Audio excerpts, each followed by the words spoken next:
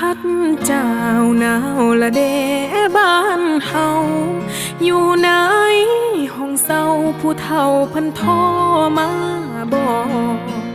คิดทอดเดอยากสิกลับไปอยู่บ้านนอกในเมืองบางกอกมันมีแต่ความวุ่นวาย